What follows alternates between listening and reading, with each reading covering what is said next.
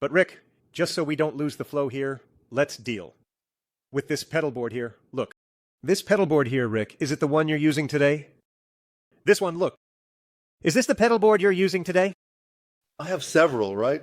No, but this one you're using. Yeah, I set it up to record. Compressor. Compressor? That's it. Tube screamer. Let's go. Tell me in order what you use here. What's this one on the left? It's the tuner. The first one here. From the right, from the right. Starting from the right, the little boss tuner here. I also have this one, the little blue one. Compressor. Compressor. CS2 boss. Then, there's one. There's another. There's another. There's one from TS9. From Ibanez. From Ibanez. Then there's a super chorus. Then there's a chorus. The reverb must be the RV5 or RV6. I bought it recently. And the DD8, if I'm not mistaken. Then, if I'm not mistaken, that's boy before the delay. It doesn't matter because both have 2 inputs and 2 outputs. So, How curious. because I record with 2 amps. Because the result is different. But Yeah. Because I'm seeing these 2 amps here. You have a DeVille, right? DeVille? And there's another PV. And a PV Classic 50 with 2 12s. And we can't forget to talk about the legendary pod that's here. Man, I'll tell you, I almost lost this pod. And the GSP 2101, which all the guys who play pedal steel in Nashville have a GSP in their rack. Wow. And it's what I use for steel because it has the gigaverb. It has cavernous reverbs. It has wonderful delays. It's the best. The one that's below here, it's the one below the GSP 2101 from Digitech. did you know it? Yes. The pod was a lot of noise, a lot of sound. You could barely hear its tone. But the pod, now you've recovered it. Have you gone back to using it? Do you use it as a simulation before? Or as distortion. Man, with guitar too. No, but like, how do you use it? Because are you still recording with an amp or not necessarily? No, for years. I've been recording only with an amp. They were ready the week before last. I see. But normally, did you use the pod alone without the amp, or did you use another for the amp? No an amp. Okay. Using it as a simulation and so on. It and the GSP going through the send return of the pod. Got it. Cool. Understand? So I only use the preamps from the pod and the effects from the GSP. Man, there are some 8-voice choruses there. Man, this is 30 years old. This GSP. And it doesn't exist anymore. Hasn't been manufactured for a long time. And it's the best thing there is. I also have a GT5 from Boss there. I literally saw. Man, it was the best thing Boss has made to this day. GT5. GT5? Yeah. In my opinion, right? And do you use it in shows and everything? Used it with Zé Ramalho. GT5. There you go, folks. Like, this one is cool. People love these older, cheaper things. If you find it for sale, that's what I was going to say. If you find it, I use the GT5 like this because on the road, Mateus, you know, right? You don't always get the guy sends the stage map. You send the stage map and the guy puts it there, guitar amplifier, whatever. And sometimes, man, obviously I would get really beat up amplifiers. So, what did I do? I used the GT5. The GT5 is this one here. Put up the picture of the GT5. A channel 200 to sell here. This one Gerson also fixed now. It's been ready for 2 months. It had stopped working too.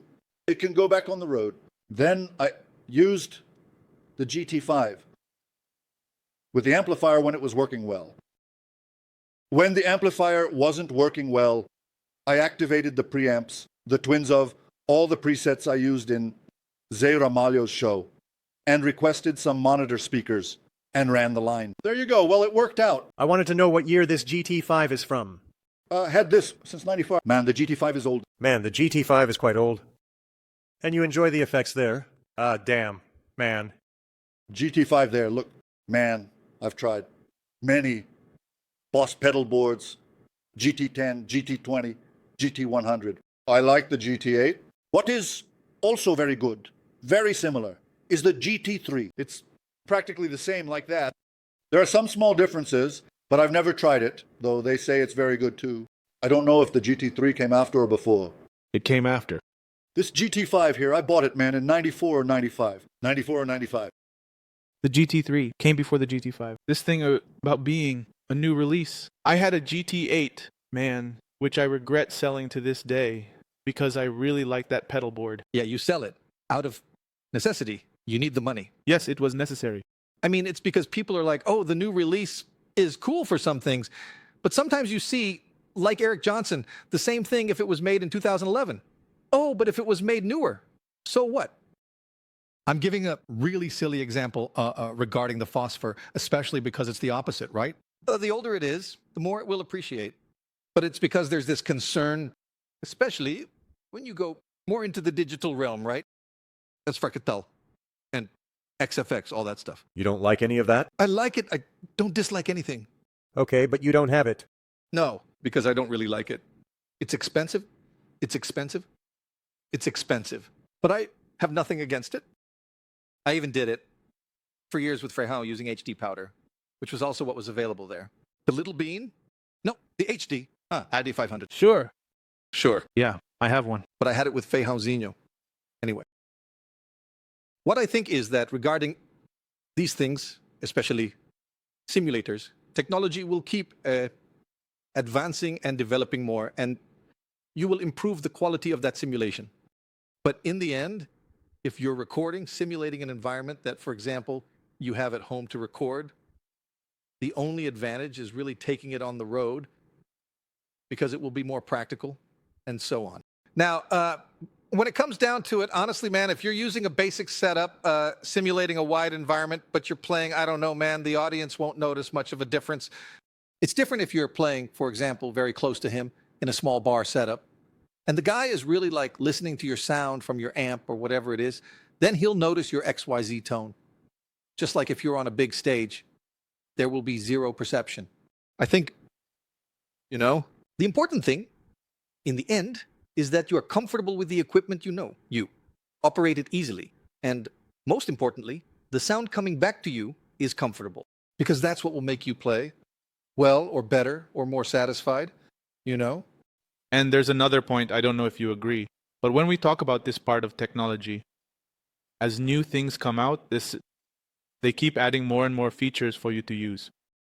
If you're already used to something you have that you're using, for example, I have an HD 500, I'm used to using it comfortably. Man, there's a very high chance that I'll get a better sound out of it than with a quad, which I would have to learn how to use, go through that whole learning curve, and I feel more confident tuning on the pod. The chance of me getting a good tone on the pod and a terrible tone on the quad is very high. What I think, though, is that the big difference is when you take someone like Mike Stern, for example. Mike Stern has had the same guitar sound for 30 years, and what he plays is a specific genre. What kind of music does he play? Mike Stern songs? Help! Yes. I'm mentioning the Chuck Berry thing. I don't know if you guys know. He plays in the Mike Stern style. So he's not interested in whether a new drive or a chorus with more ambiance comes out. Now, a guy like, for example, Adrian Belew, who is someone that explores another universe of tones, there is an issue in terms of equipment that he will explore on that side. So, for example, in the case of our dear Rick here, who is the subject in question, it's totally reasonable. Man, look how beautiful this sound of mine is, but from the pedal steel. I do it with this equipment that I've had for 30 years. Man, great, right? The sound is beautiful. And it's his sound, So there's no need to be concerned. The greatest steel guitar players in the world have a GSP 2101 in their rack. It's a rack that no longer...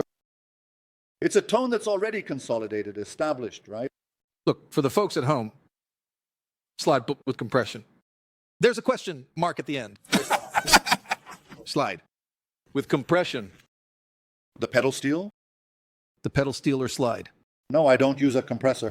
None at all. Yeah, because the volume pedal kind of acts like a compressor. Because you hit the note and you... No, you act. It acts on the attack, removing the attack from your note, but not on the sustain of the note. No, it doesn't remove the attack, no. The volume pedal. Yeah. No, but I don't play like that all the time. There's the note. Oh, you keep using the pedal. You play it like a normal guitar, but with the pedal, you control the dynamic changes. Exactly. I see. But do you miss the sustain from the compressor? Because you usually use the pedal kind of halfway. Then when you hit the note, you compensate with the pedal. So it gives that infinite note sensation, right? Damn. Interesting. It's another problem, besides pressing the other thing here and adjusting the tuning with the knee. You know, there's a hassle with this thing, right? There are the knee levers and the volume pedal. I don't know anything. I just know it's this hassle. There are 2 levers. Correct me if I'm wrong. There are 2 levers on each leg. No, it's 4. Yeah, 2 on each leg. One goes here, right leg. One goes here, and the other goes here. It's the left one. One goes here. And each one changes the tuning. There are 3 tuning pedals on the floor. On the front neck, there are 3 pedals. On the back neck, there are the other 5. There are 8 pedals on the floor. And the volume pedal, if you don't use the volume pedal, you can't play the pedal style because it doesn't make sense. And the pedal foot and the volume foot, it's planted. It's the right one I am planted. So on your right leg, you have those 2 levers and the foot on the volume pedal. And the other foot on the left, besides the 2 levers, do you have these 8 pedals to press to change the emotions? No, not there. There, when you're on the front neck, it's the first 3 from here. So when you go, bring the leg over here, you have to close this knee lever. If leg keeps hitting, won't come. Ah, I see. So you bring it together, this lever, you get out here. So these levers, the leg levers, do they work for just one of the necks or for both necks? The right leg one works for both, which is the right one. So I can play on this one and this one. Now, the left one only works for the E with 9th. I already find harmony and scale difficult enough. No, for that you need a postgraduate course, an octopus course, right, man? An octopus course. The day you come to my house, you'll sit at the pedal steel connected and you'll understand everything and cry. Sit at pedal steel connected and cry. You'll understand everything, how the thing works. I'll trade the visit for you to play my guitar that has 0.11 and you'll cry that it's not 0.11. No, it's interesting that you see the following, all this complexity, and he picked up the lap steel, I don't know. Look, it's not lap steel, okay? It's pedal steel guitar. The lap steel is different. The lap steel is what you put on the creak. Ah, okay. It has 6 creaks, sometimes it has 8. But what you recorded with Raul was the... I never played my lap steel. I always played pedal steel, or the dobro. Then you see that the complexity of the thing is the dynamic, the resonator, the metal cover there, which I play the square neck. I even have one to play like a guitar too, but I don't even use it. I learned this today, coming here as we were talking, and I discovered I have this same instrument. Not the same brand, but I think it's Gavelstone, which is this square neck. I always called it lap steel. Why? Because there's only one way to play it. On your lap, you know? So for me, it's lap steel. He said, no, that's called square neck. I said, yes, sir, professor. Thank you very much. Sorry. No, then the name is dobro. Yeah, it's a dobro. From the Piera brothers. Yeah, I know what I'm saying. Double from Piera. Brothers, the guys who invented it. The Du and Piera brothers. The Du is from Du Piera, and the Bro is from brothers. I used to call it lap steel anyway, just because it can only be played on your lap. But it's the square neck. It's the lap steel. No, but then the dobro has the dobro to play. You have one too. And there's the dobro square neck that you can't play. It does not have, because the string is this high. Yeah, it's high. And the neck is really square. Cool. So sorry, on your dobro square neck? Gauge? What's it? Look, at that. Of course, that doesn't work because to withstand bar. Which one do you use? I use bar. I think I have 12 there because it was what I had. I need to buy, but it's bad.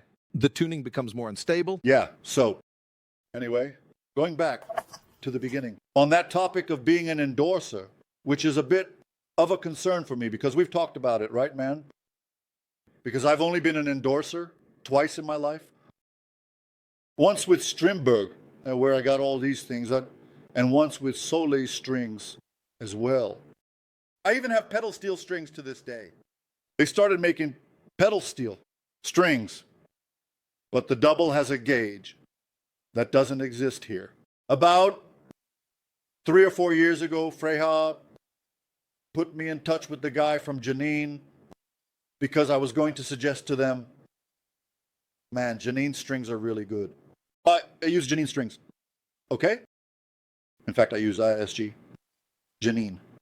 I wouldn't even want to mention it here because they don't pay me for this. I've already approached all of them and none were interested in having me as an endorser, right? In fact, I even had ideas that for them to make pedal steel strings because SG is a wonderful string, man. You understand? And soles, it's a string that leaves a bit to be desired as a pedal steel string because it's an instrument where you work with bends all the time. It's pedal, it's knee lever. So the string is constantly going back and forth. You understand?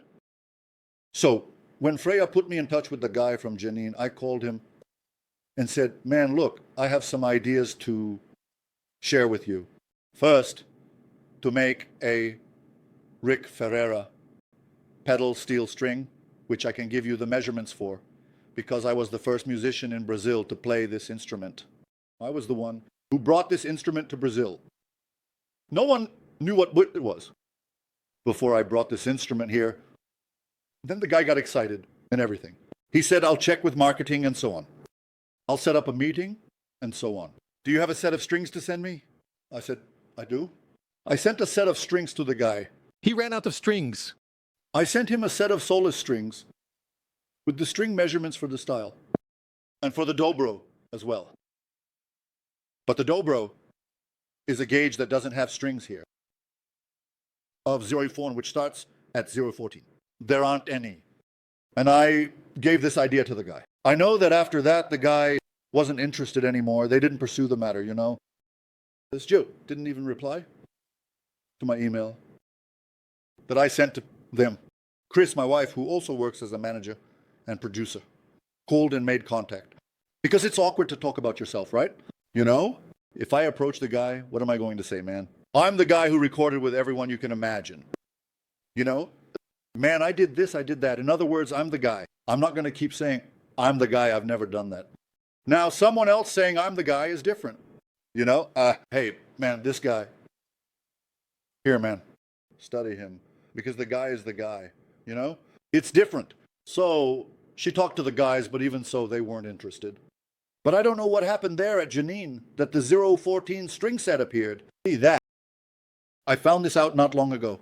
I even bought it, and I had given them the idea to make a specific string set for dobro starting at 014. So I never knew anyone to use 014 on a guitar because the dobro scale is shorter. It's like a nylon guitar. So you take a 014 and tune it to D. It's the exact tension. Do you use Open D? There are several tunings. But is your preference Open D? Yes, Open D. And there's also Open D and D, a low E string. I wanted to know what your preference is. Is it G or Sol? It depends on I play. Is it about the key of the song? Yes, depending on the key of the song. So the guys, I know the 014 tuning appeared. You understand? I understand. So it's a matter like that, isn't it?